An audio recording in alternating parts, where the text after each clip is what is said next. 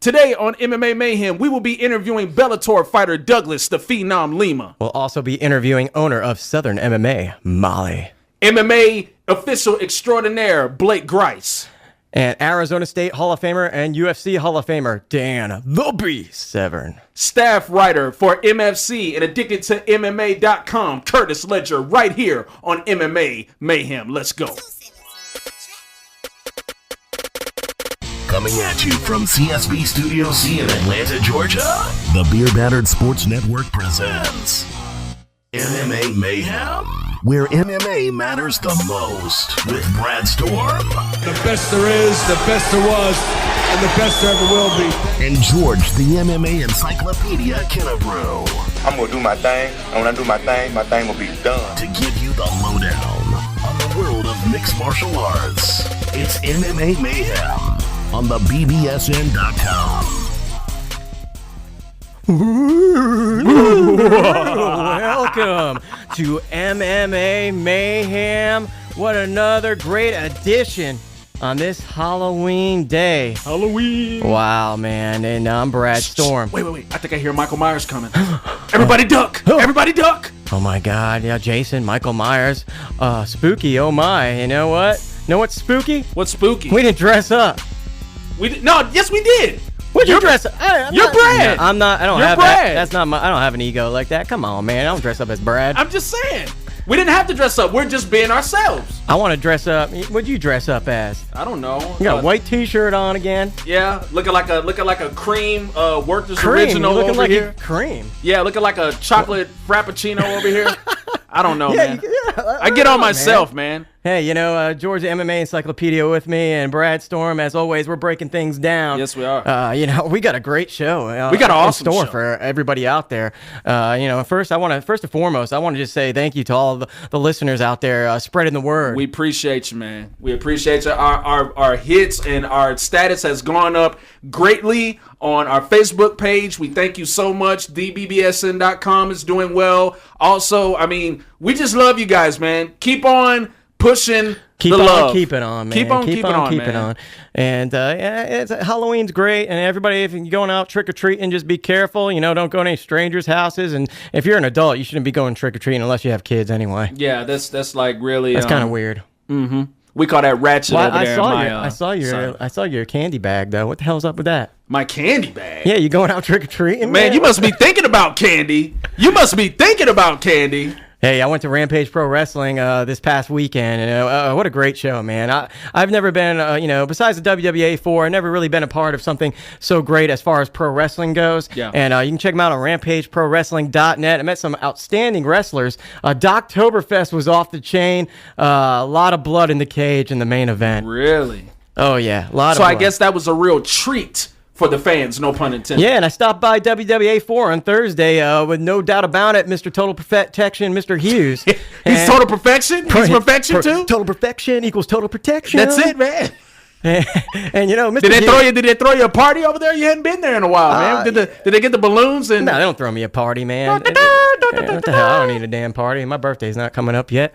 And but they do appreciate it when I come, and I appreciate all those guys over there because if it wasn't for the WWA 4 school, there would be no place for me to perfect my skills. Shout out to WWA 4, man. That's where it's at. Mr. Hughes, we see. Hey, there's a lot of news going on in the MMA world. So much news. What's up with Ronda Rousey, bro? Ronda Rousey, man. I'm telling you, this girl is being hot. Yeah, I know. I was about to say this girl has become the Kim Kardashian of MMA. That is safely to say. I know she probably might not like me saying that. Kardashian. But I'm just saying that's her status right now. And speaking of that, the armbar assassin. That's it. And she has been elevated to the big time. She's nominated, ladies and gentlemen. She is nominated for a World MMA Award. Not an ESPY. Not an ESPY, but a World MMA Award. So that's kind of like the ESPY. World MMA is pretty huge. Huge. World is pretty huge. I'm talking bro. about like Sherman Klump. Huge.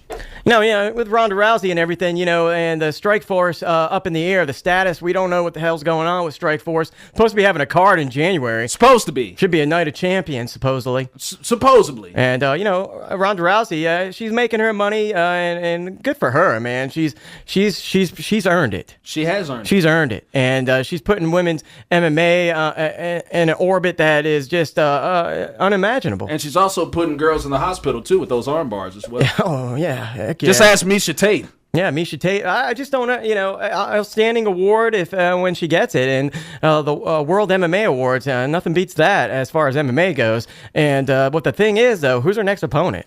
I don't know. No, there's none. Maybe somebody on planet Pluto, maybe? I don't know. Yeah, I don't know. And maybe she could go out and armbar Michael Myers. I think Jason. He would just get, like the Undertaker, he would just get back up. He would just get back up. And, speaking of, Cyborg, she signed, I don't know the exact facts, but I know she signed with a company. It's not Strikeforce. No.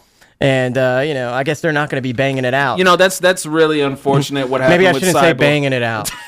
No, Brad, I think that's a very appropriate term. But no, it's real unfortunate what happened with Cyborg and her soul situation with Strikeforce. I really would have wished that she would have stuck around and wait to see what the future was going to hold. But I guess in her case, you got to move on and make moves, and I guess she's making moves somewhere else. So we wish you all the best, Cyborg. Speaking of making moves, you look at Nick Diaz making moves and Josh Koscheck. Yeah. That's going to be awesome. They want to make a move on the night where you want to make a move on Super Bowl weekend, baby. Super Bowl weekend. Now, we don't know if it's confirmed yet, Brad, but we hearing from little birdies on some websites that... Are you ready for some ass kicking? That's right, man. And we might be in store for that because Nick Diaz has accepted the challenge of one Josh Koscheck. Josh Koscheck coming up with a lot of nerve to challenge Nick Diaz, a dangerous opponent. Hey. This is like wrestling right here, brother. Yeah, man. They're going to be a lot of smack talking on this one. Oh, brother. Going to be a lot of smack talking on this son, one. and eat your heart out. Oh, yeah. Chael, he'll be able to appreciate this one. But both guys can back it up. They can. They have, the win-to-loss ratio. Even though Nick Diaz might be a little bit more successful. Well, yeah, because Nick's been in, he's been in Pride. He's been all over Strikeforce. He's been former welterweight champion in Strikeforce. Come on, man. That's why MMA Encyclopedia. I love you, brother. That's right. Another fight that's been signed over there, Jose Aldo versus Frankie. Wait a minute. Finally, we're going to get to see Jose Aldo fight? He's not been over at the like Harley George St. Pierre this month coming up. Really? So he hasn't been hanging out at the Harley Davidson motorcycle shop trying to, buy some new rides or nothing like that? So he's going to actually fight this time? No, he's not doing the stanky leg anymore. Oh, man. He's going to be fighting, and he's going to be fighting Frankie Edgar. Can Frankie have the answer for Jose Aldo? Can he come up with the answer? Nobody has. There's going to be a lot of pressure on Frankie because with the losses that he suffered, to lately. Ben Henderson, Ben Henderson, and he's going to have to step up to the plate. And fans, chime in, let us know what you think about that. And you want to talk about Dan Henderson or Henderson? Yeah. That last name, Dan Henderson. Yeah. And Chael Sonnen. Mm-hmm. Not talking so much anymore, bro. Oh man, that's kind of a sour grape to eat right there. You look at it. Dan Henderson was in line for to be the challenger to Bones Jones for the title. And now, all of a sudden, goodbye, and his one of his partners. I think that's... Team Quest, right? Yeah, I think that's kind of bad on Dan's part. I think what he did, he kind of got caught up in all the hype and stuff, and he's injured. He was letting people get in his ear, but still, dude. The time's running out for Dan, though, and I think that he should have got his shot if he was going to be healthy. But barring that injury, I don't know how long it's going to take him to heal. Yeah. But with Tough 17 coming around the corner, right? Yeah, he could have been involved in that. He's in his 40s, man. Time is running out. And that still shouldn't influence your relationship with Chael Sonnen. You guys have literally grown up in the sport together. Come on, right, man. Where's the loyalty at? Well, he went back and said, I always have love for Chael. And maybe not everybody agrees with what Chael's been doing, but it has been affected. And like what Chael says, and he said it over and over again, when Dana White came to me, I said yes. Yeah. If Dana White came to you and said, Brad, would you like the opportunity? If you had never fought, if Dana White, be honest, if he came up to you and said, Brad, I want to give you the opportunity to fight John Jones for the light heavyweight championship, keyword championship. I say, how much money you paying me? And I said, yeah. And I said, I'm going to have to pay my medical bills because they're going to be probably up in the hundreds of thousands of dollars. But I used to have that, too, with Mike Tyson, man. Everybody would be like, would you step in the ring with Mike Tyson to get knocked out for $1 million? And everybody was like, hell yeah. Hell yeah. And, I just don't know what's going on with, Chael Sonnen and Dan Henderson. Maybe only time will tell. Maybe they can work things out. I hope this doesn't turn into another John Jones, Rashad Evans saga. I just hope it doesn't get to that point. Yeah, I hope so too. George, Joel, happy Halloween to you guys today, and it's going to be one hell of an episode today on MMA Mayhem. Yes, it is. We got a lot of good interviews coming up, brother. Coming up next on MMA Mayhem, we have Bellator's finest, Douglas the Phenom Lima, only here on the BBSN.com and CouchFighter.co.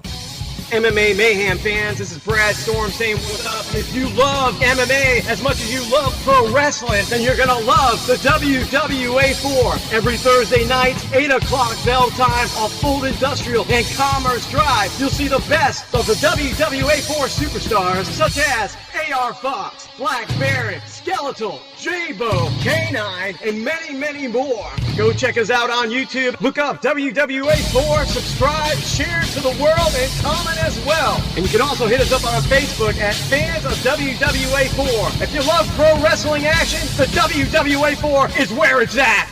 My name is Harold J. Taylor from Headlocks and Headshots. And when I want the latest MMA news, I check in with MMA Mayhem. 217 on track. Welcome back, MMA fans. We are here with none other than one of Bellator's finest. We got Douglas, the Phenom, Lima. I want to thank you for taking some time out of your busy schedule to be on MMA Mayhem on Couch Fighter Hotline. No problem. Thanks for having me. You got a big fight coming up, I believe, November 2nd. It's going to be a Bellator 79. Now, do you know who your opponent is? Because I've been searching on the web. I can't find anything. Wonder if you could elaborate on who you're going to be fighting. Yeah, the guy's name is Kobe Ortiz. Bellator didn't announce a lot about the fight, but, it should be coming up the next couple of days. It comes from a wrestling background. Seems like a tough opponent. Comes from a good camp. Just excited, to get back in the cage.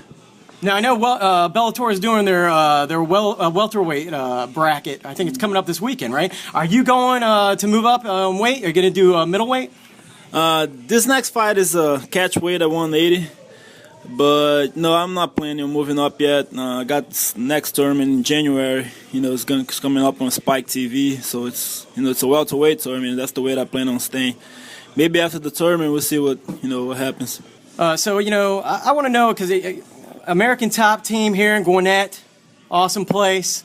You guys train hard. You got Amir over here. You got your brother, Diego. Who has been the person that you've been preparing with to get ready for this fight? And who's been the best, should I say?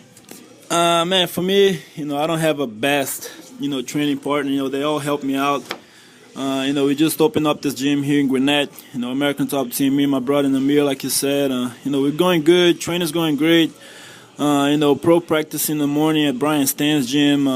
Being coached by Jucão. Yep. We got a big wrestler that came to help us out. He just moved in. Raymond Jordan. It's a huge help to our camp. Just helping everybody out. Everybody improving together, and it's good.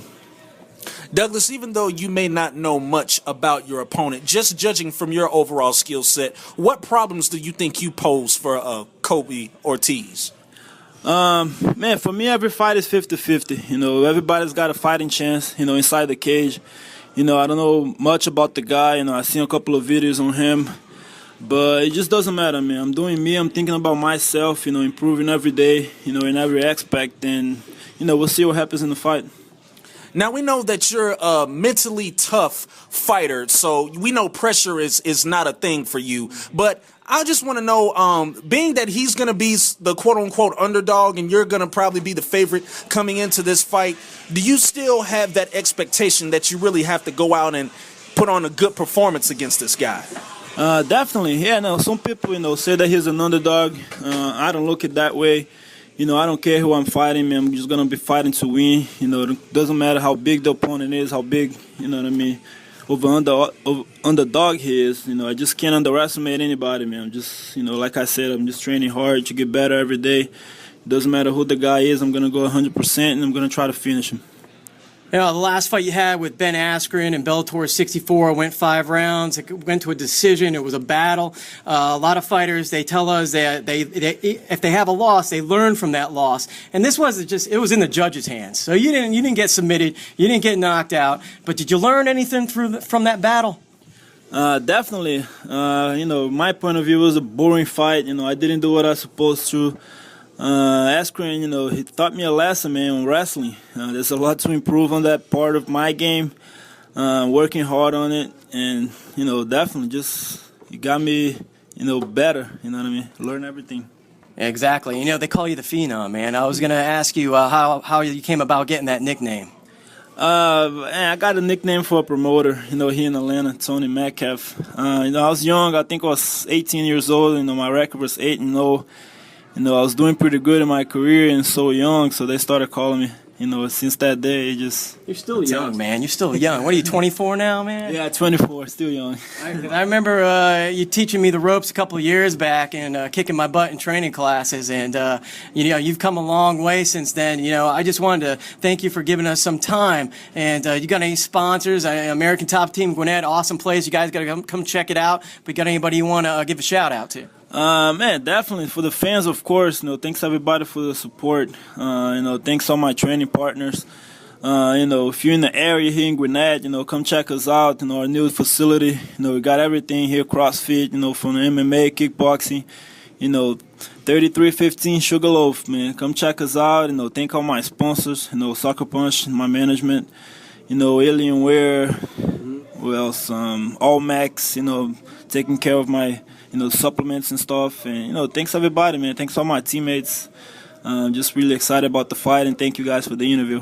Well, thanks, Douglas. Thank you, and we wish you the best, man. Bellator 79 is going to be a barn burner, so to speak, man. Good luck to you. Appreciate it, man. Thanks, guys. Coming right at you on this spooky edition of MMA Mayhem, we're going to have owner of Southern MMA. That's right, Molly is going to be here on thebbsn.com and couchfighter.co. Every 2 minutes, an American is sexually assaulted. The majority of victims know their attacker. It could be your friend, your neighbor, or someone you met at a party. If you said no, it's rape, and it's a crime. This is Christina Ricci with RAIN. Call the National Sexual Assault Hotline today at 1-800-656-HOPE or visit rain.org. That's RAINN.org. Brought to you by Rain and this station. Ladies and gentlemen, this is the YouTube sensation, the Ladies' Temptation. 218 pounds of rock hard steel and sex appeal, Dab Savage. And when I need my MMA news, I go to MMA Mayhem. Are you ready for a All right, ladies and gentlemen, welcome back to MMA Mayhem. We've got a very special interview for you, courtesy of the Couch Fighter Hotline. We are talking to none other than Southern MMA's founder and CEO, MMA manager. She does it all. Ladies and gentlemen, please welcome Molly to the show. Miss Molly, how you doing? I'm doing great. Thanks for having me. Awesome. Pleasure to have you. Now let's cut right to the chase. I want to know how this thing, Southern MMA, was created. How was Southern MMA created? Well, I always feel like I fell into it a little bit. I started out in working with a company that sponsors fighters, and I worked in public relations for them. At the time when I started that job, I knew from a fan perspective a little bit about mixed martial arts, but not a lot. Mm-hmm. But as I knew a lot about marketing. So as I progressed in that position, I got to know a lot of fighters, was working with them to get their name out there, the guys that we were sponsoring. And when I decided to move on from that position, some of the fighters that I was working with at the time came to me and said, "We really don't want you to go. We want you to keep working with us." And I told them I don't know anything about management, but I'm very open to learning what to do. And so I just kind of jumped into it, both feet, and ultimately started accumulating more and more fighters, and eventually realized that I had something going on. So that's pretty much how it started. Okay. Now, you were speaking just now about how you fell into the sport, and I want you to tell me just how did you discover MMA? Because, I mean, of course, everybody that does something in MMA is a fan. It was instant. I've never been a big sports fan. I enjoy, obviously the people that I know that compete in sports, I like to watch them and things like that. But in terms, I never was a big football fan. I never really grew up playing sports or anything like that. I was always more creative, artistic type, I guess. But a friend of mine who was a purple belt in Brazilian Jiu-Jitsu, we were just having a conversation. We weren't even talking about, it wasn't a big part of our conversation, but we were just discussing something. And he said, check this out. He sent me a YouTube video of Anderson Silva. Okay. And I want you to watch this, Molly. And I just watched it, and it was instant. Oh, that is awesome. That's amazing. People do that. I'm sure I had a little bit on my radar, but that was years back, And that's what sort of opened the door for me. And then also my kids at the time, due to my friend's influence as well, we're starting to train in Brazilian Jiu-Jitsu. So I was around people that were involved in it as well. So it was kind of a couple different directions. But as soon as I saw the first fight I ever saw, I don't even remember who the opponent was. I just remember Anderson Silva. And I remember thinking that is exciting to watch. And that's when I got started becoming a fan. Absolutely. Hey, Molly, it's Brad Storm. Anderson Silva, yeah, he's the top of the crop. And you know what? It seems to be, I hear a birthday whistle. It seems to be, I think it's your birthday today, isn't it? Uh-oh. Yes, today is my birthday. Thanks for reminding me. Happy birthday. Wow, happy birthday to you. Thank you. Happy birthday. Happy birthday to you. So what did you get for your birthday? A new fighter, possibly? Did you get a new fighter, possibly? I didn't get a new fighter, but I did get some new fight contracts, which I'm pretty excited in my email. Oh, yeah. About. Okay. So I guess you could say that's my birthday present. Do you want to elaborate? I've got two little ones here, so of course my kids, did the cake and candles and everything with my kids. So. Oh, right on. Yeah, do you prefer cookie cake or ice cream? It was neither. It's red velvet. That's my favorite. Red velvet. I love red velvet. Yes, you are my best friend for life. I love red velvet cake. It's so good, yeah. And Southern MMA, you do a great job of picking up some wonderful fighters. Bam Bam Rogers, to name one, to be exact. I mean, now I know you have a stable of fighters. Now, do some of them call you and want more attention than others? How do you balance your attention between each and every fighter to make them feel equally important? It's always been really important to me to do that, because I know that one of the biggest complaints that I've heard about managers is that, I can't get him on the telephone. If I need something, that I have a hard time getting through. And I tell you, it gets really busy. The phone is definitely full force. But yeah, I encourage my fighters to communicate with me, through Facebook, through text messages. Absolutely some of them require more than others. Right. Most of the time it has to do with experience. I have found the ones that have fought a lot more tend to need a little bit less, communication. The ones that are coming up in the ranks and just starting out are the ones that are going to need a little bit more, because small things they've never dealt with before come up along the way. So, yeah, but I would hope that all of my fighters would say that I'm here when they need something, that, that they feel like they're cared for. Yeah. And a big part of that probably has to do with attending these fights. With Bad News was fighting this past weekend. Did you have to attend that fight? Is it mandatory for you to attend all these fights? It's not mandatory. I try to do it as much as reasonable for me to do it. With kids, especially when they're regional. Obviously, like I said, I do have two kids. Yeah. I'm a single mom, so a lot of it has to do with if my kids are home or not, and I do take them with me sometimes too. Lately, I've been doing that a little bit more. But this event, I was real excited about attending it because, for one reason, I really support Rick McCoy and the MMA Institute, and they've been really great to Keith, and they actually are helping me with some of the other fighters that need a place to go and do long-term camps for their fights, and wanted to be there to support them. They had I want to say they had 6 guys fighting on that card, including Keith. And then also one of our big team sponsors, which is Outlaw Fight Gear. Oh, yeah. They were there from New Jersey, and I wanted to go up and have some FaceTime with Christian from Outlaw because they've been real good to us, too. So it was important this time for me to go. Yeah, it seems like, our show, MMA Mayhem, is growing by leaps and bounds each and every week, and we feel like we feel like we should be attending more of these MMA events. Definitely. And, we don't have any particular fighters, that belong to us, per se, but we do enjoy and appreciate all of our fighters, and we'd like to attend and see them fight. Yeah. It's the reward for the hard work that goes into getting these fights to happen, because I don't know that the fans always realize how much drama and red tape and how many hours on the phone, and obviously for the fighters, the training and everything that goes into bringing people to fight. So it's almost like the reward if I can go and watch and see the actual end result of what we're doing. We should all go together sometime, right? Yeah, we should. What's that now? Yeah, we should all go together. Yeah, absolutely. Yeah, that'd be cool. Molly, tell me this. By you being one of the first few female MMA managers, I feel like that's a very groundbreaking trend that you're setting. And I want you to tell me, by you being one of the few female MMA managers, do you feel like you can influence other women to maybe get into MMA relations or public relations with MMA? I hope so. I know there's more. I'm certainly not the only one. There's definitely ones that have come before myself.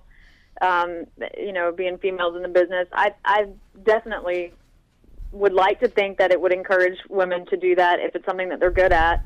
I don't. Truthfully, I don't think about it much. Really? Anymore. When I first started, I think I got the feeling sometimes that people didn't take me seriously because I was a woman. Yeah, I know that could be hard sometimes. I once had a promoter who found me through my website, and it doesn't really have my name on there. It's not real evident that it's a woman that's behind the operation. So when he called my phone number and I answered, he thought he had the wrong number. Wow. So you kind of shook people up, when they kind of found out, like, wow, like, she's really running things behind the scenes. And also, going to the events, I think a lot of times at the beginning I would be mistaken for, she must be one of the fighters' girlfriends, or I was about to say maybe like a groupie or something of the fighter. Or now that I've had a birthday, maybe one of their mothers. I don't know. Yeah, right. This is another thing. This is another thing that I want to get to. Are there certain qualities that you look for in a fighter before you manage them? Because I know you're not gonna just take some bozo off the street and just say I'm gonna get behind him and try to get this guy good fights and get him good paydays and stuff. So are there certain things you look for in a fighter before you manage him? Absolutely, and it has absolutely nothing to do with their record. I don't. What I'm looking for is potential. Okay. And what that means to me is that it's somebody who has a work ethic, who hopefully already has an established gym and a coach that they are working with and will listen to. Someone that can be, I'm not sure, and mold is not quite the right word, but somebody that's going to listen and work hard. Because, you can be 2-3, 2-5. You don't have to have a wing record to be a good fighter. A lot of times mistakes get made early on as far as choosing the right fight at the right time. Yeah. There's a lot of things that go into it. So that, to me, is not the issue. But somebody that's going to work hard and stand by me and do right by my company, do what he says he's going to do or she says she's going to do, or whatever, that's more what I'm looking for. Well, hey, Molly, we're running out of time here. We want to thank you for coming on MMA Mayhem on the Couch Fighter Hotline. Do you want to make a shout-out to anybody? I know Southern MMA, that's your company, but is there anybody else in particular you want to make a shout-out to before we hang up with you? We have big news. We have just signed our featherweight fighter, Bam Bam Rogers, Ronnie Rogers from South Carolina, to face Charles Crazy Horse Bennett, who I understand currently goes by Kid Chaos. This fight is going to take place December the 7th for Warfare MMA in Myrtle Beach. So we're really excited about that. It should be the main event. That's not confirmed at this point. I want to mention our team sponsors because they help us so much. And one of them, as I mentioned earlier, is Outlaw Fight Gear. We also have Conflict Fighting in addition to Yucky Racing, which is out of Columbia, South Carolina. There's probably people that I haven't mentioned, but all my fighters everybody that steps up to support us, we really appreciate it, and I appreciate coming on the show. Thank you for having me. Oh, we appreciate you. Well, yeah, thanks once again. And once again, everybody out there, you want to be, if you're a fighter, an upcoming fighter, and you're looking for somebody to back you up, you want to check out Molly at southernmma.net. Go there. Do it. If you're not, you're a square. Ain't that right, Molly? That's right. Well, we thank you for being on the show. We hope to have you on again soon. Thank you. Coming up next on this nightmarish edition of MMA Mayhem, we are going to have referee extraordinaire Blake Grace on thebbsn.com and couchfighter.co. What if you were wearing something sexy? What if you were drinking? What if you made the first move? No matter what, sexual assault is never your fault. Support is available 24/7 through the National Sexual Assault Hotline. Call 1-800-656-HOPE or visit RAINN.org. That's RAINN.org. This is Christina Ricci with RAINN, reminding you it's never your fault. Brought to you by Rain and this station. This is Scott Hot Sauce Holtzman, and you're listening to MMA Mayhem.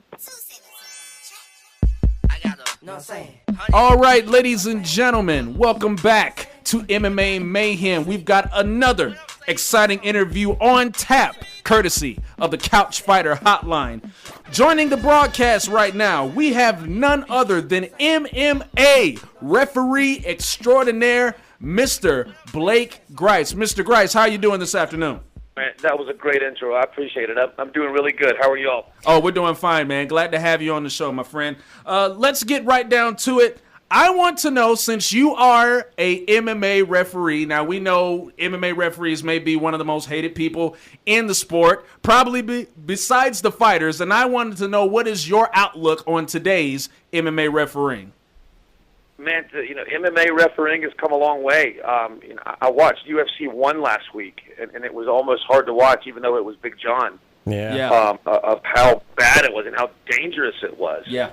MMA, ever since Stephen Bonner fought Forrest Griffin on TV, my work has increased. So MMA is huge. So the demand for referees is huge, and furthermore, the demand for good referees is huge. And I'd like to think I fall in that category, so I stay pretty busy. I guess, as with the NFL referees have to stay on top of their game because the rules are evolving year in and year out. And I know that UFC and other MMA organizations, the rules are changing each and every day. So is it mandatory to stay on top? They have like a certain list you have to stay on top of your game. Do you have a checklist that you have to check off each and every year, so to speak? Yeah, man, actually you do. That's a good question. MMA referees need to be certified by the Association of Boxing Commissions, which is also known as the ABC. Okay.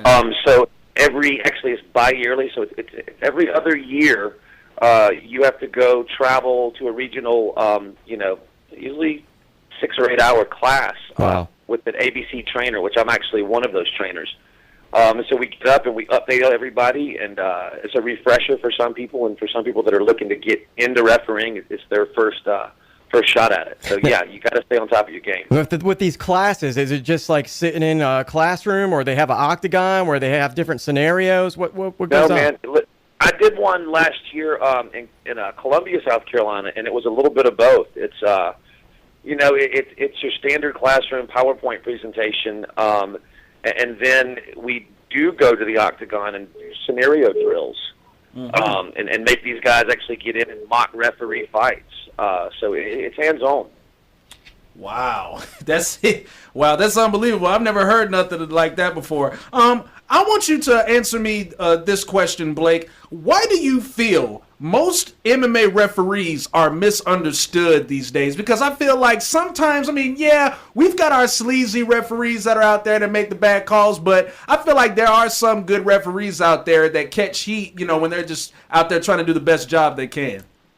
Well, man, because nobody recognizes the referee when they do a good job. I've done a lot of fights, man, and if I have let's say I do 10 fights on a card and I make 7 good stoppages, the only person that's going to say something to me is maybe the doctor and commissioner, and it's usually just a quick thumbs up, good job. Right. But if I make a call that maybe I saw a tap and it was a phantom tap, or he claims he didn't, you've got 2,000 people booing you.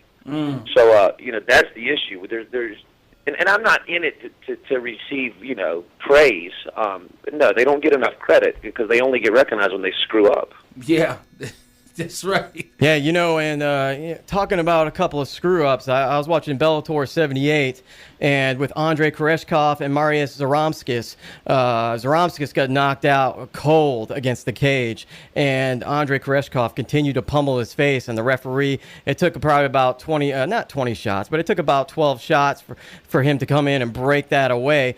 What's your thoughts on that? And also, with Mikhail Sarev and Lyman Good, Sarev got poked in the eye, and the referee came in. It was about to separate him. Then he backed off, and Lyman Good just delivered the goods, so to speak. I want to know what your thoughts are on that. Well, man, people always make mistakes, and it's easy for anybody to sit at home and say what that referee should have done. Right. I do it all the time. Yeah. But when you're in there and something happens, and this is why you have to be on top of your game, because there is no time to think like a checklist, okay, what are the procedures here? You just simply have to react. As far as your question for the late stoppage, I didn't see the fight, but if he got knocked down and hit another 15 times, yeah, that was probably late. On the other hand, maybe the ref saw something. Maybe he was trying to give the guy the benefit of the doubt. If it was a pro main event where I'm working, I'm going to give that guy every opportunity to get out. But, I was accused of a late stoppage in Atlanta a couple of weeks ago. Excuse me, I didn't stop it. I should have stopped it, some said, but it was Lawson McClure and Shane Crenshaw. Yeah. And Shane was on top hitting him, and I just didn't think that Lawson was getting hit that bad. Plus, I know the guys and know the punishment they can take. Now, so it's just a judgment call, man. Some are going to be right, some are going to be wrong. I think most referees try to get it right, but we would rather let it go a minute longer than to stop a fight early and have a pro fighter jump up and say, dude, what are you doing? That's everybody's worst nightmare. Yeah, and George and I have talked about this in the past where there might be a 5 count initiated. Like if somebody's getting pummeled, you got a 5 count to either change your position, or if they're people like to call it dry humping nowadays. If you're just sitting there and nothing's going on, you got a 5 count, and then the guy will say, okay, I got till 5 until I got to react, or it's just going to be broken up and stood up. What do you think about something like that getting initiated? Well, that is a good idea in theory, and I think all referees kind of have that in their mind. There's not a count, because my 5 count may not be the same as Herb Dean's or whatever, depending on when you start the count, etc. But one thing I do try to do is think about the audience and what they're watching, and I say advance the fight twice before I stand up. I'll tell them, if you want to stay there, do something. But yeah, I think in general we probably could see some quicker breakups, stand-ups to push the action. Okay. I want to go into your mind a little bit here, Blake. I want to know, what is the mindset of an MMA referee? Because I know it's a completely different mindset to a fighter, when he's getting prepared to go out into the octagon. But I just want to know, what's a referee's mindset before he goes into the octagon? That's a great question, and there's 2 answers. My mindset, I've refereed about approaching 1,300 fights. Wow. Man. So my mindset at Wild Bill's or, Myrtle Beach or Charleston or, regional shows is really autopilot. I know what I've got to do. I've done it 1,000 times literally before. I don't worry about who's in the crowd or who's on the card. I do it all the same. Now, that's a different story. When I was backstage at UFC 145, getting ready to kind of walk down the tunnel to referee the main card, I was nervous. Yeah. So then your mindset changes of, honestly, it was, don't mess up. This is your chance. Don't mess this up. In all my years, I've made, if I've ref 1,300 fights, I've probably made 5 or 6 bad calls. And you're just hoping that it's not going to be on a big show. Yeah. But your mindset is the politically correct answer is your mindset should be on fighter safety, which it is. Yeah. But I'm just kind of on autopilot. I've been doing it for so long, except on the bigger show. And I'm doing Bellator February of next year, so I'm sure my mindset will be different there as well. Okay. Now tell me this, Blake. After a fight, I want you to tell me whether you think, the fight was good or whether it was bad. Has there ever been a night when you're walking back to the dressing room and you're taking that sigh of relief like, oh, man, I hope I did that right, man. I hope I didn't blow any calls, man. I hope I did what I was supposed to do. Is that stress come back on you after a fight, for you to kind of critique yourself on how you did? Yes, yeah, I always critique myself. And if I blow it, I know immediately. I don't have to wonder on the way backstage necessarily. But, if I make what could be considered a late or an early stoppage, I do wonder. Because you don't want to, if you make a mistake, the thing about mistakes is, man, we're all human, and you're going to make them. Yeah, that's Coaching's understandable. Gonna make them. I'm going to make them. John McCarthy's going to make them. But the trick is to get over it and to learn from it and not do it again. Exactly. So I usually will try to maybe talk to somebody to give myself a little, encouragement of, hey, dude, that wasn't too bad, was it? And, they usually say no, and I move on and I forget about it. I think mostly about it on the drive home, to tell you the truth. Okay. Then I can analyze the whole night. Okay, what happened? How can I not do that again? Or, what did I do good? So yeah, I can understand. You're a perfectionist. Like I know somebody that's a perfectionist here in the studio, and I can totally understand. I'm always analyzing everything I do, either doing ring announcing or doing play-by-play or here on MMA Mayhem, and you want to do the best you can. But I want to know, man, in the heat of the moment when you're trying to break guys up, maybe separate them, have you ever been hit? Dude, I haven't. I have never been accidentally hit. I've been pushed by 3 people. There were a couple that had been knocked out and that woke up and kind of pushed me away. And then I had a female push me one time, but nothing too bad. But no, I've never been hit, man. I never have. Now, real quick, we're going to wrap things up with you, sir. I got Blake Grice here on MMA Mayhem on the Couch Fighter Hotline.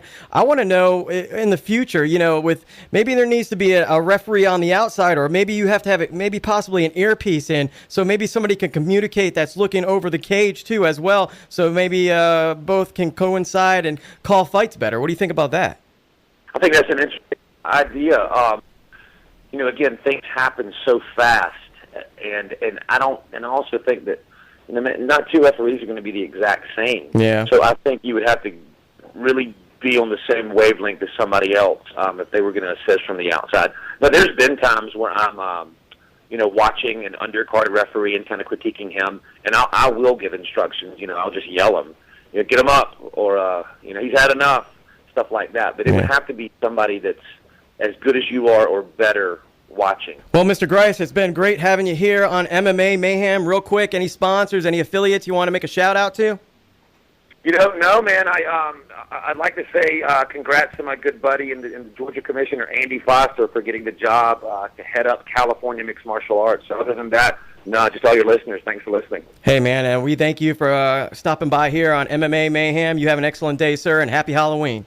You too, fellas. Hello, Caroline. This is Candyman. And coming up next on this gruesome edition of MMA Mayhem, we will be talking to Dan, the Beast Severn. This is Candyman. Don't say my name 5 times. You are listening to MMA Mayhem on the BBSN.com and CouchFighter.co. Hi, this is Christina Ricci with Rain. 1 in 6 women and 1 in 33 men will become a victim of sexual assault in their lifetime. Join RAIN today in the fight against sexual violence and volunteer in your community. Log on to rain.org, that's RAINN.org, to learn how you can help provide support to those who need it most. This message brought to you by the Rape, Abuse, and Incest National Network and this station. Hi, this is Paige Chapman, actress, model, pro elite ring girl, and when I want my latest MMA news, I tune into MMA Mayhem. Check, 1 2 1 2. Ladies and gentlemen, we're back here on MMA Mayhem on the Couch Fighter Hotline with none other than he has been inducted into the Arizona State Hall of Fame. He has been the 2-time former NWA heavyweight champion, also has been inducted into the UFC Hall of Fame, and owner of 100 plus wins in his career. Let me introduce to you fans, Dan, the Beast Severn. Welcome to the show, Dan. Well, thanks for having me there, guys. Hey, Dan, you've had a great career, 100-plus wins, but I want to go back to when you were a child. I want to know what gave you the idea or the drive to become an amateur wrestler from the get-go. Well, let's see. Probably like any other kid, I was just trying various sports to see if I was any good at it. Unlike today's young people, there's a lot more opportunities. They have all these rocket football organizations. Kids start tennis at 3 years of age. When I got involved with organized sports, it was in junior high when it was simply offered up in the school. And I first started off in basketball, but I did not have the ability of dribbling that ball, looking away, and still actually having it underneath the palm of my hand. So the coach sent me on the bench, and that's kind of a lonely spot, sitting on the bench, and didn't get a chance to see a whole lot of action. Well, a couple of my buddies on the amateur wrestling team, a big flu epidemic hit. They were like, "Hey, Dan, we really could use some bodies tonight to fill in. Otherwise, we'll be forfeiting weight classes." Being a big old farm kid, I thought, well, what the heck? I'm big and strong. Let me give this a whirl. And I wrestled twice that night. Ended up getting beat. Actually got pinned both times. And that was my inauguration in the world of amateur wrestling. And I went back and finished up my illustrious basketball season. And the next year I signed up for wrestling. And I guess as that old cliche goes, and the rest is history.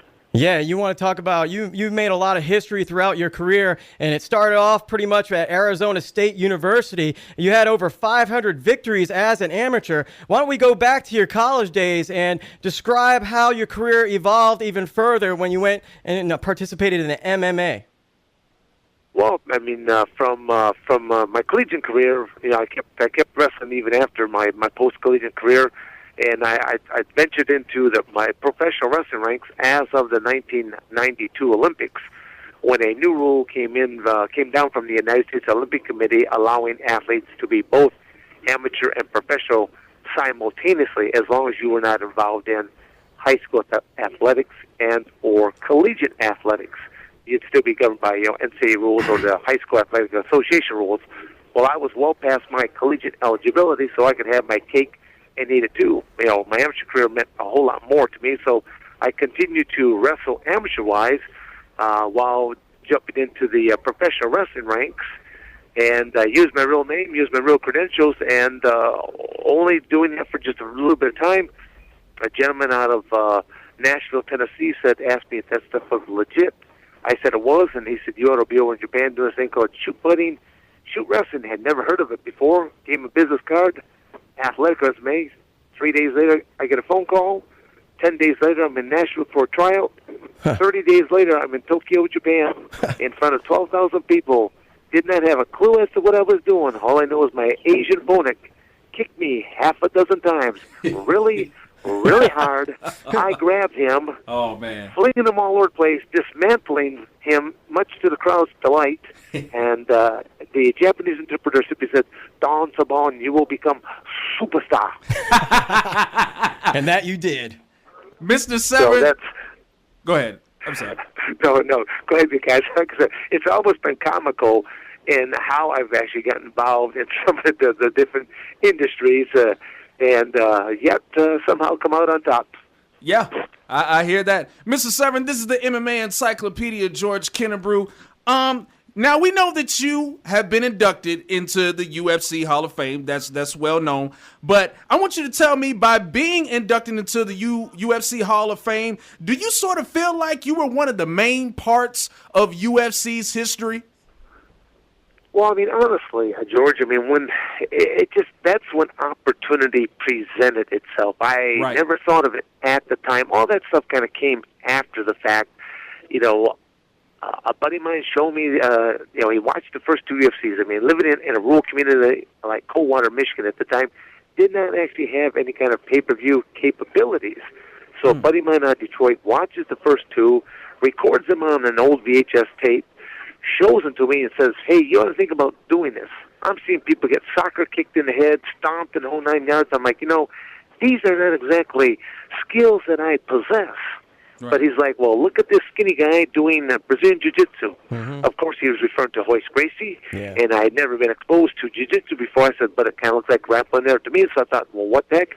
If a guy gets close enough, he's got to get close enough to at least to throw down up at me, and I can either avoid, either back up a little bit more, or close the distance so he doesn't get any real mustard on any of those shots. So that's kind of like the basic game plan that I went in there with, and has continued to work very well all these years later.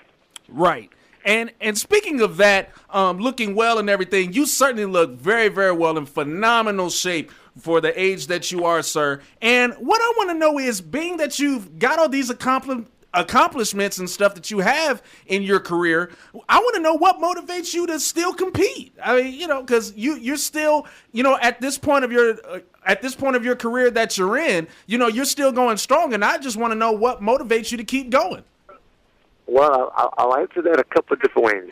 First off, they don't have the old 10-step program that helps addicted athletes get off their career choices. I mean, if they were to come up with the MMA patch or something like that I could start to wear and kind of detox myself, kind of like the nicotine patch that people use to try to quit smoking, I might be able to get away from this. But no, the reality is, I've been involved with it a long time, and it's no secret that as of December 2010, I sent off a mass email to my database to all the various promoters and promotions that I had, letting them know that if they were ever thinking about utilizing my services, it had better take place somewhere in the course of 2012, because by January 1st, 2013, I plan on being retired from that sector. Right. And I do have, I've knocked up a couple matches, but I don't have anything currently on the books. But I do actually have two organizations that are talking to me saying that they won't really have everything put together until probably February or March, possibly even to April. Would I stick around long enough for that? And I go, just simply contact me as you guys get closer, and I will let you know. One of the matches that they're kind of dangling out there is a possible match with Ken Shamrock, and I go, guys, that's one that I will stick around for. Yeah. And I also, and speaking of that, I wanted to get to that question. We know about that legendary feud, and it was a classic feud that you had with Ken Shamrock in the early days of the UFC. And I wanted to know, do you feel like that was one of the moments that kind of helped shape the company into, where it was going or where it was about to get to? Well, I don't really know for that. I mean, I know that there's different feuds that kind of took place, and the actual feud, I think, was more or less kind of like materialized by other sources, because probably the number one email I continue to get today is, or Facebook question is, why do you hate Ken Shamrock? And I'm like, well, I really don't hate the guy because I don't even know the guy. Yeah. Whatever time that we have shared was, being inside the octagon, and we weren't exactly exchanging pleasantries at that time. It might be animosity towards one another, maybe some things that have been said in various types of interviews, such as, a lot of times when people ask me about Ken, what do I think of him? And my stock answer is that he has never achieved any success on his own ability. And people are like, what does that mean? I go, well, I don't want to tip the apple cord out on Ken there, but I always tell people I'm a true champion. I've achieved all my success on my own ability. Didn't have to take anything, no bills, no shots. I simply showed up and took care of business. Hey, and speaking of which, in 1995, you were entered into a massive tournament, the Ultimate, over in UFC, and you had to go through 3 opponents. Can you tell me about that historic event? And also, do you think that tournament style would ever exist nowadays? Well, to answer the second part of that, no. Yeah. The tournament style, just a combination of reasons for that is the skill level of the athletes has risen. When I was first involved in what was known as no holds barred, not mixed martial arts, but no holds barred. The current product that your listeners watch, mixed martial arts, has approximately 37 rules. Part of those 37 rules is they have weight classes, time periods, the athletes wear gloves, and they fight one match in a given evening. Back in the old no-holds-barred days, there was only two rules that the athletes had to abide by. That being, do not bite your opponent, and do not stick any fingers in their eye sockets. No eye gouging. That was the end of the rules. Right. What about the Anything crotch? else What about the crotch area? What's that? What about the crotch? They could punch you in the crotch? Well, as long as you didn't bite it, or stick it in someone's eye, you're good to go. I mean, seriously, when I say it like that, I mean it sincerely. There's a classic match that took place between Keith Hackney and Joe Son, where Keith Hackney had Joe Son down on the ground, had his left hand on Joe Son's esophagus, trying to crush it and tear it out. Wow. And with his right hand, proceeded to strike Joe Son, I do believe, is either 7 or 8 unanswered times, right in the old southern extremities. But never fear, Joe Son survived, and he now has a very fulfilling career singing for the Mormon Tabernacle Choir. Yeah, you've had an illustrious career, and you've spent some time in the WWF, which is the WWE now, back in '98. Now, when you went into that locker room, and I've been around professional wrestlers for a long time, and working in the locker room. This is the next question. I apologize. I know that I've got airport announcements taking place around me. I'm trying to muffle out as much as I possibly can. Dan, you never have to apologize to us, my friend. It's all good. And, I want to talk about, like, WWF in 1998. When you were in that locker room, did guys, were they shy away from you? Did they fear you? Did they not know how to take you? I know you've been in the professional wrestling world, but I don't know. A fighter entering into the WWF was something new back then. Well, it was, I'll say the first few weeks were rather interesting because every time I would meet the various wrestlers, they would always refer to me as Mr. Severn. They'd be like, they would be talking, they would be calling each other either by their first names or by their worker name. Right. But then it seemed like they bump into, to me, it's kind of like, and how are you doing today there, Mr. Severn? It's always Mr. I kept thinking, well, maybe they're trying to pull a rib on me. I just let it go. Didn't bother at all. After a few weeks of this, I just was sitting down, having some lunch, stuff like this. One of the guys came by and basically did the same thing. I go, hey, if you don't mind me asking, I said, I've got to notice that this is kind of ongoing here right now. I mean, does it bother me? I go, not whatsoever. I go, I'm just kind of curious why this exists. And he just simply looks at me and goes, brother, he says, you're from the real world. He goes, we're all make believe. Yeah. And he goes, you scare us because we're afraid that you're going to have one of these, Vietnam, napalm type of flashbacks, and you're going to turn fantasy into reality. Yeah. And he goes, there ain't nothing we're going to be able to do about it. Yeah. Hey, you never did a shoot on anybody in the wrestling world, did you? Because I know they called them shoots back in the pro wrestling world. Yeah, again, that's a term for legitimate ability. An athlete that actually had true ability, it would have been referred to as a shooter. Yes. Dan, I want you to answer me this question. When you went to WWE in 1998, did you set out something? Brad was. I want to piggyback on something Brad said. When you went to WWE in 1998, did you set out to prove that MMA fighters or no holds barred fighters can adapt to the pro wrestling world? No, I mean that really wasn't it. What a lot of people don't realize, I was actually first a professional wrestler. Okay. As of the '92 Olympics, I was first a professional wrestler. And then I started going over Japan, started doing the shoot fighting, the shoot wrestling, things of that nature, and then eventually jumping into mixed martial arts as of 1994. So, a lot of people always say, well, they make these quarterback armchair quarterback type of comments. They're like, well, you were a sellout. You went from the cage fighting world into professional wrestling. I go, really? I go, so then obviously you really don't know my true history. I go, I was an amateur wrestler, a professional wrestler, And then I jumped into the cages. I go, so I said, if anyone should be mad at me, should be the professional wrestling people for being a sellout and jumping into the cage fighting. And then they will all come back, oh, no, that's cool, that's all right. And I'm thinking, so we have the old catch-22 right now. One way it would not have been acceptable, but the other way, it is acceptable. Yeah, because the reason why I asked that is because, we see the trend now of, pro wrestlers or MMA fighters coming into mixed martial arts. We've had, like Brock Lesnar go into MMA and come into professional wrestling. Go ahead. I'm just sorry. I'm battling with another announcement kind of going here right now.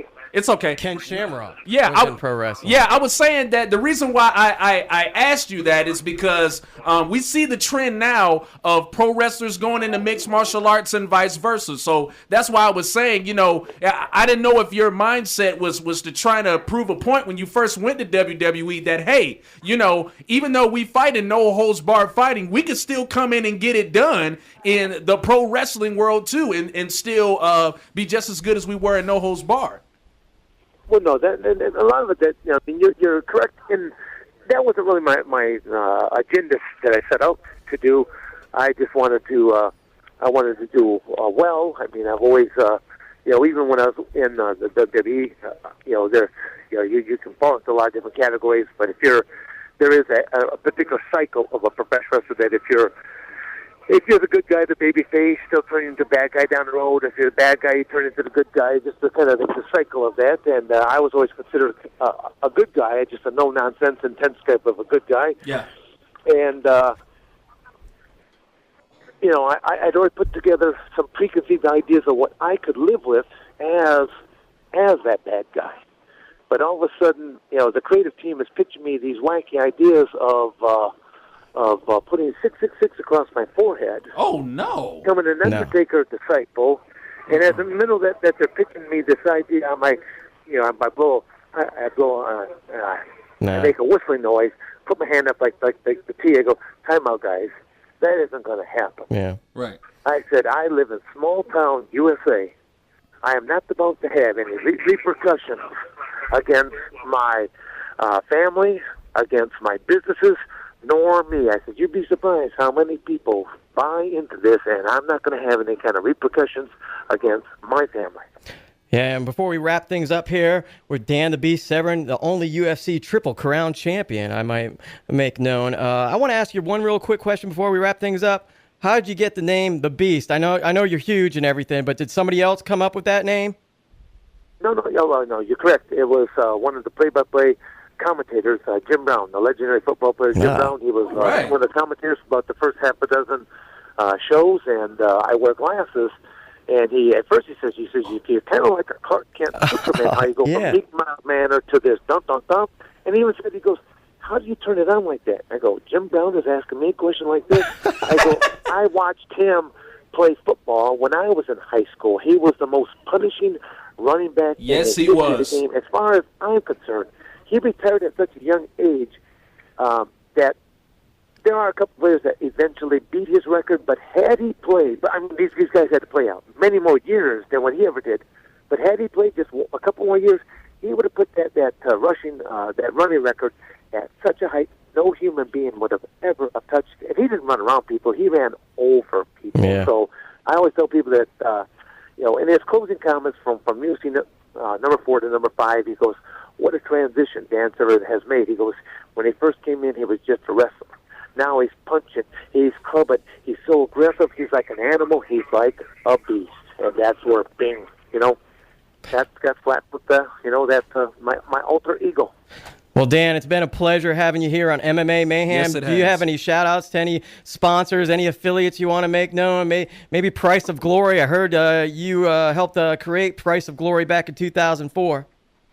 No, I've got so many different things, so many irons, but I also would just say that if you want to know more about what I've done in the past or what I continue to do, simply go to dansevern.com and you'll see it's almost like a three-ring circus and a side freak show there, but it'll show POG, the Price of Glory for professional wrestling, it'll show Danger Zone for what I do with for mixed martial arts, but then I also do stuff with law enforcement, and corrections, and military, and do things with kids, and I do an awful lot. I've been accused of having clones, I've been accused of having twins, and it can't be me out there still after all these years later, because, gentlemen, I won my first national title in 1972, and you guys were born when? 1976. 1988. Yeah. Yeah, I was going to say, I've got jock straps older than what you guys are. Well, hey, once again, Dan the Beast Severn, it's been a pleasure having you here on MMA Mayhem. Yeah, man. You're always welcome back anytime, any day, man. Well, guys, I'll tell you what, at the conclusion of my MMA career, why don't you guys give me a shout, and then I'll let you know what the new projects that the Beast is working on. Okay, cool. Yeah, great, anything you great. got, we'll promote as best as we can. All right, well, thanks, guys, for having me on. All right, thanks. Oh, yes, ladies and gentlemen, coming up next on MMA Mayhem, we're gonna get boogie with Curtis Ledger, staff writer for MFC and AddictedMMA.com. You are listening to the BBSN.com and CouchFighter.co. Oh, yes! Okay, astronaut, you're up. You'll be meeting with Wish Kid Brandon. His wish is to see a space shuttle launch. All systems go. This year, more than 27,000 children will be diagnosed with a life-threatening medical condition. The Make-A-Wish Foundation can give them hope that will lift their spirits in these trying times. And, Cowboy, you'll be meeting with Shayla at a dude ranch in San Antonio. Let's saddle up. Their wishes are waiting to come true. You can help make my wish happen. Visit wish.org today. Hi, this is Jade Price, Bellator Ring Girl, and when I want my MMA news, I listen to MMA Mayhem.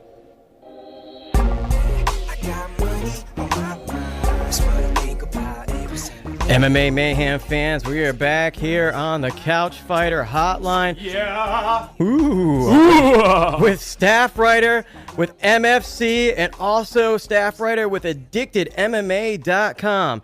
None other than Curtis Ledger. Welcome back to MMA Mayhem, sir.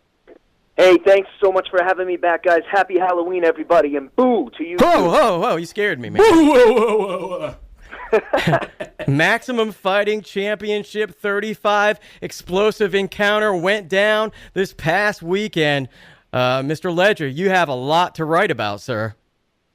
I do have a lot to write about. I mean, we had everything in this card that I look forward to coming to an MFC card. A ton of finishes, which is actually the second card in a row with a ton of finishes. We had a fantastic finish to the main event. Of course, obviously crowned a new middleweight champion for the Maximum Fighting Championship, and had one of the most amazing back-and-forth slobber knocker brawls that I've seen in a really, really long time. Some great submissions as well. I mean, it was just sort of that card that had everything, and I don't mean to be cliche or whatever in these comments, but go back and watch it if you haven't seen it yet. Watch it and then tell me I'm wrong. Tweet me if I'm wrong. I'm at @addicted_ledge. I'm telling you, I'm absolutely right. That was a great card. Had everything. You know, Mr. Ledger, I want to go to one of the first contests. Sabah Fadai, I got that name correct, and Cody Cron. Yeah, Am I correct on that? Okay, a great fight, okay? And there must have been some massive heat between both of these gentlemen. But the thing is, the big question I have is, the triangle choke ended the fight in round 1, and Sabah Fadai got the victory. But a little bit unsportsmanlike after the fight. Isn't the whole point of the fight to settle it in the cage and not have to do your trash talking afterwards? I think there should have been a fine. Something should have been down. These fighters got to realize, hey, enough with the trash talking. You're supposed to be settling that with your actions. You know, I think you're absolutely right where you're coming from with the sportsmanlike conduct and the way these guys have to be handling themselves. Now, what ends up happening with the athletic commissions or with the MFC itself and disciplinary action, I haven't heard anything yet as to how that's going to go down. I do want to speak quickly, though, to Sabah Fadai. As a guy, as I've come to know him, you know, I've talked to him a few times, seen him obviously around the MFC, and always known him to be sort of a humble kind of character. Like, the actions that he took after that fight were really out of character. For any of your listeners that don't know, you know, he was yelling at Cody Cron to make weight, and there's a few choice words that I shouldn't use on the air as well, right? But typically that's not Sabah. So he was trying to make weight, Cron, and he was worried about him not making weight and this contest not going down. Am I correct on that? Yeah. Well, there's a few things that happened. One is, I mean, Sabah was fighting heavier than he likes to. So he already knew that he was going up and probably facing a bigger, stronger guy, which he was. Yeah. And so he's probably already a little nervous about that. I don't know if he was, but I would be, right? You got that size difference. The other thing is, then this is the third fight, I believe, in a row that Kron has come in overweight. So Saba was probably also thinking, like, man, you know, as another professional, you know, what are you doing, never being able to make weight? Now, granted, one of those weight cuts was a very last-minute fight that he took, in all fairness to Cody, but I can see how all these things built up for Saba, and he had all this rage. He's actually said that coming into that fight, like, he was just seeing red with rage and had to contain that. And then when the fight ended, he had that release of emotion, and it just sort of came out. Now, that's not to excuse his behavior in any way, shape, or form, and I imagine there will be some sort of disciplinary action, but Saba's come out and apologized for his actions, and I know deep down inside that's not the kind of guy he is, and I'm sure he regrets what he did. Yeah, I was actually going to ask you about that. Do you think he was just, you know, so motivated to really want to, you know, finish Cody Kron, and do you think his emotions just got the better of him? Absolutely. That's exactly what happened. I mean, like I say, he was pumped. Oh, well, and there's the other thing you mentioned earlier, too, that was the fight going to be called off. Well, that's what Fedaya thought. He thought that fight was called off because Kron didn't want to fight due to some weight issues. And I believe he found out at 9:30 in the morning on the fight day, the fight was on again. So that probably just added to the emotion. Like, the nerves that you'd have and the butterflies going into that fight anyway, and then to think that, well, okay, now I'm not fighting, and maybe you got the financial stress or whatever that goes with that, and then all of a sudden to find out last minute, oh no, the fight's back on, I think that just added fuel to the emotional fire, and I think you're absolutely right. It was just a matter of too much emotion, and then when it came out, the bad judgment call. Yeah, you know, and we're on couchfighter.co, and we come from a fan's perspective, you know, so we don't actually know every inside and out, and I'm glad we get to interview you today. And I want to talk about another fight on that card, Shmaleno Rama. Am I got right on that? Shmaleno. I saw the fight. I just can't pronounce his name. Versus Ryan Fortin. Now, Shmaleno Rama was undefeated, and he kept that undefeated streak alive and knocked down and choked out the 6'8" giant. The guy, the bigger they are, the harder they fall, huh? I guess so. And what's even more remarkable about that is, at one point, Fortin had him mounted. And so we're talking about a guy 6'6", and Rama, I think, is like 6 feet. So he had the 6 inches on him. They're both around the same weight, but when you look at them side by side, Ryan Fortin looks like the much, much bigger fighter. Had Rama mounted in full mount, man, and he managed to reverse that position and then choke him out. To me, that was like the most impressive thing. That and the pace that those guys fought at.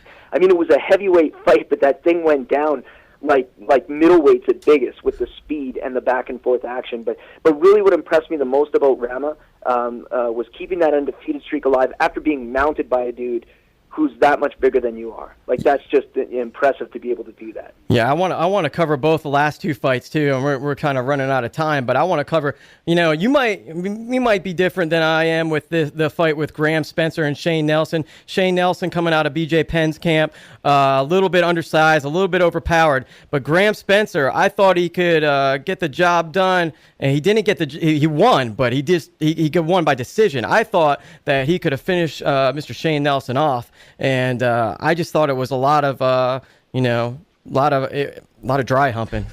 There you go, Where's Brad. the elbows, man? Where's the elbows? I totally agree with what you're saying. I wasn't impressed with his fight. You know, he got the victory, but I think that you said it best. I hate to say that really too, man. Was not a very impressive victory, no matter what way you look at it. And I don't think there's a camera angle that could have made that win look good. And he definitely was in position to land more blows and finish it. You know, and he's a featherweight, and he's going to get his chance to go against some other competition in the future. But the main event, man, outstanding main event. If MFC is going to hit the streets and get their name known and get out there, this is the fight: Elvis Mutapchik versus Joseph Henley. What a fight this was! Two guys that are studs. 12-2. Joseph now 8-1-1. And what's the word, man? I know Henley, he got his leg got destroyed on that in that match. Can you update us on what's going on? Last I heard, he had some MCL, ACL, and if there's anything around your leg that ends in an L, it was damaged by that kick.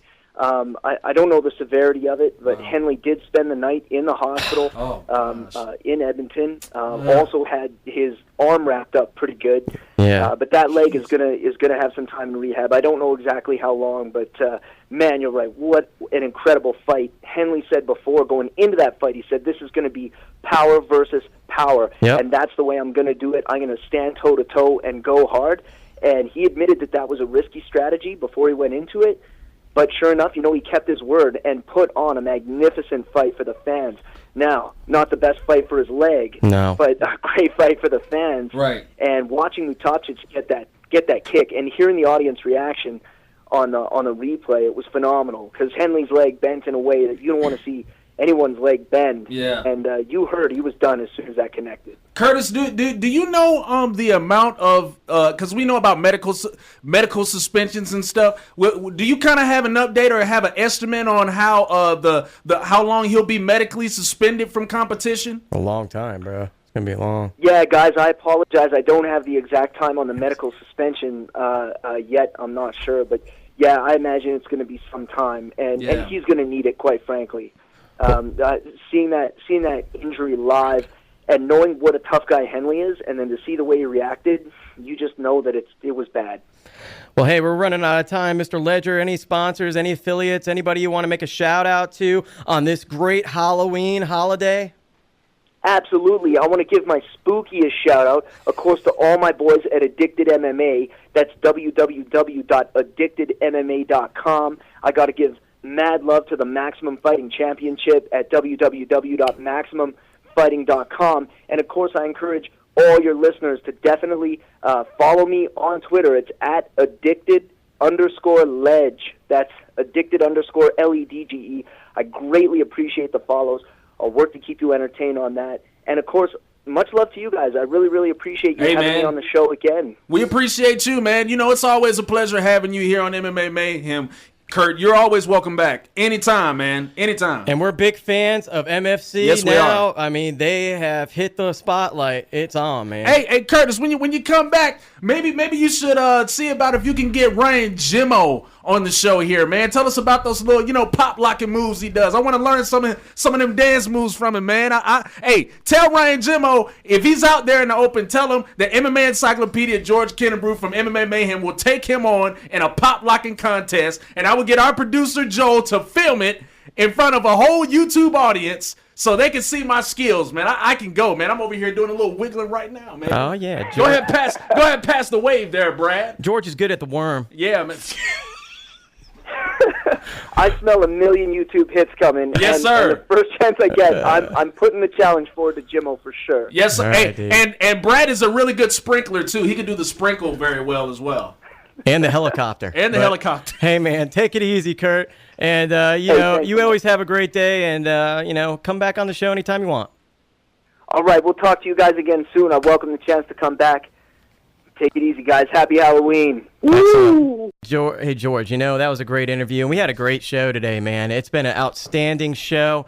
Bellator 79 is going to be coming up, man. What's your thoughts? The Phenom is going to be taking it on Jacob Ortiz. And we got the interview on this episode. And what's your thoughts on the Phenom taking him on 180-pound catch weight? Yeah, Douglas Lima is a beast. He's been a beast. Yeah, he's a beastly phenom, and he's been that way for a minute now. And I believe he's going to give Mr. Ortiz everything he can handle, man, with the jiu-jitsu. And we've seen his improving knockout power. If you haven't seen that, go check it out on YouTube. Just type in Douglas Lima knockout, and I guarantee you, he will definitely blow your mind because he's got some power. You can also check out Mr. Lima at The Phenom if you want to check him out on Twitter. He has a big Twitter following, has a big Facebook following. We're big fans of him. Yep. American Top Team Gwinnett is the place to be. Shout out to Steve Imes. And Atlanta. Juan Jacau, Carnero, Manu McElroy, his Muay Thai coach. Shout out to the whole AT&T family, man. We love y'all boys. Yeah, Thiago Santos is going to be taking on Richard Hale in a heavyweight contest. It looks like Rare Breed's going against Big Monster. And Thiago Santos took out a huge Prindle. Mr. Prindle. Don't remember his first name. I called that one. I do remember the fight. And I called the that fight, one. Thiago Santos is a beast, and I saw Richard Hale take out Mike Wessel. And Mike Wessel's a big dude, too. Yeah, he is. And Mike Wessel, I think he won his last fight prior to facing off against Richard Hale. Yeah. And this is going to be a big contest, and I think Santos is going to get the job done, though. He looked very dominating in his last fight. He's a big heavyweight. He's not ripped, so to speak. No. But I think good things are going his way, and I think he's going to get the victory. What do you think? I think so. I think, like you said, too much power, too much skills. So good luck with that.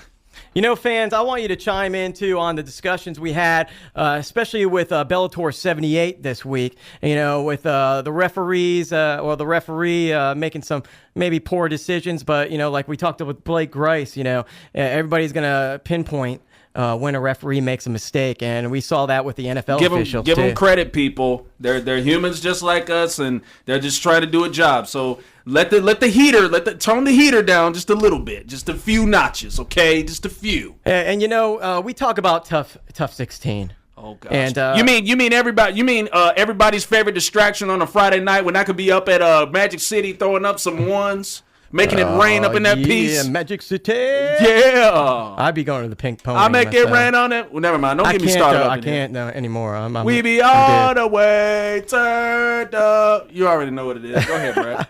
That's how we do it on the South Side. You already know. And man. I've always been a big pro wrestling fan, and I'm a big MMA fan. Yep. And I don't know, bro. They say that wrestling's will work. I think this show, Tough 16. Really? I think this is. Did you just make that known this is right a damn now? Work on MMA Mayhem. Damn work. Did you say they're working? Fans? No, it's a work. You saying they're working?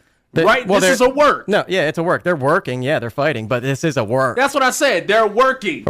These people. They're working the fans. No, they're working. You're trying to. Oh, that was funny. No, man. This is BS, man. Listen it's here, fake. you little. No, I'm just playing. It's fake. Michael Hill did not win the fight. Matthew Secor won the fight all the way. And fans, you can chime in on this one. Let me break this down. I don't really care. Let me break this down so everybody can understand. Let me translate what Brad just said. Basically, what happened. Rigged. Basically, what happened on this past week's episode of Tough 16 is.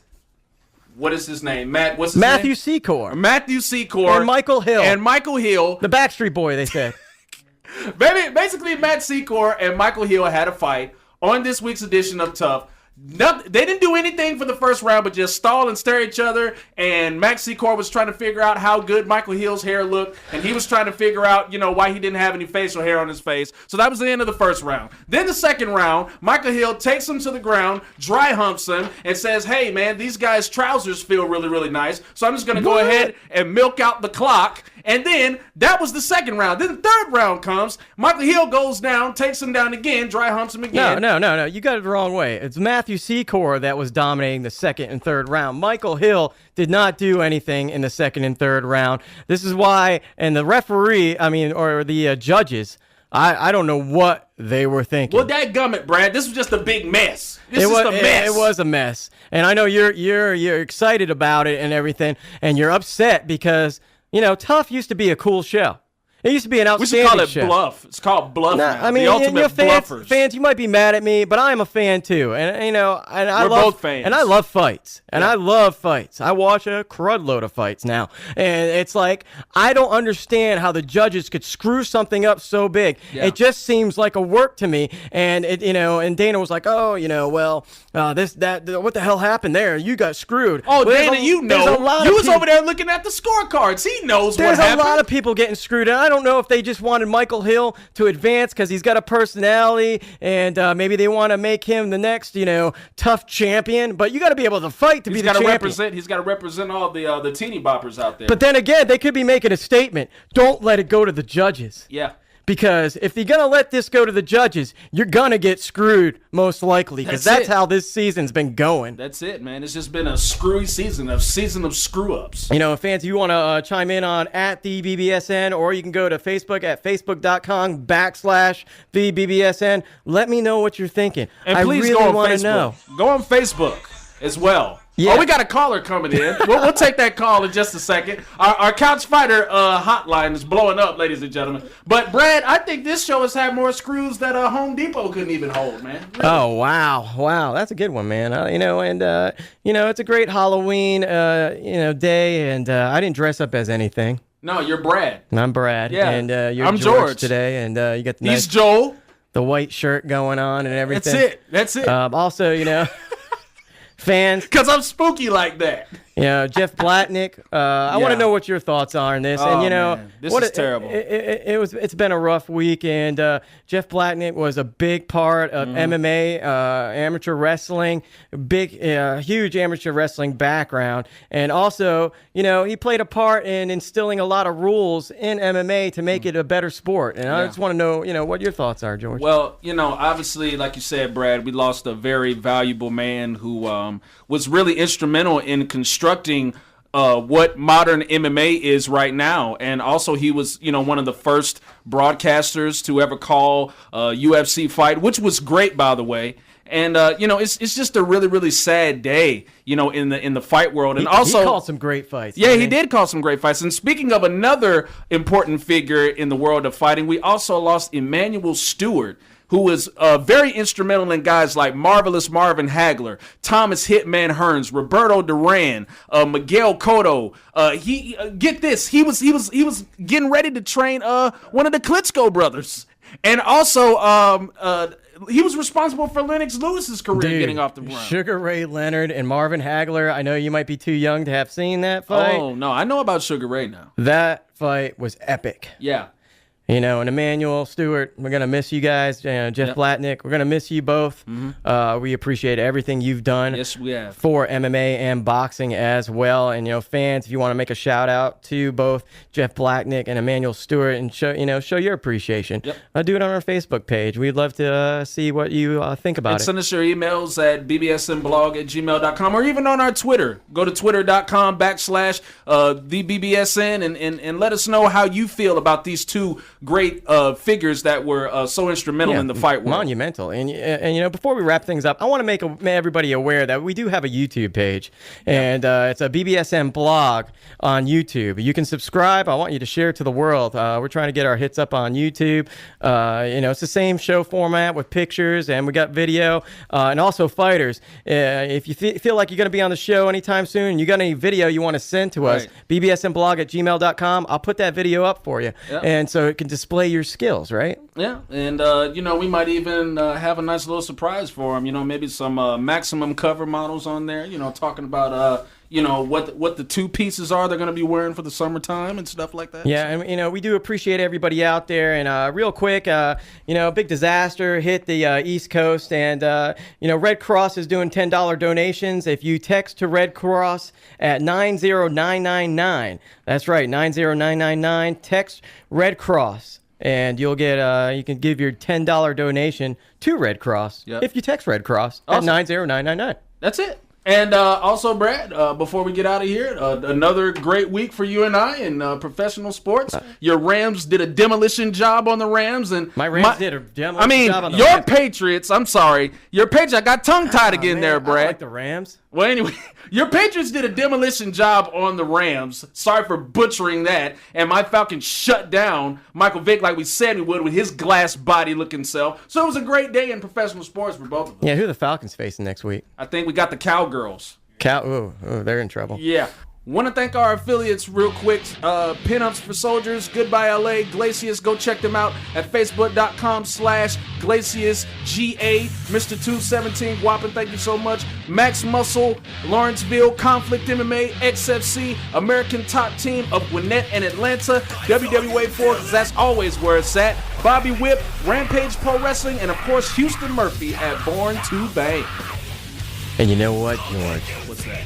Happy Halloween, and this has been another BBSN production. Trick or treat.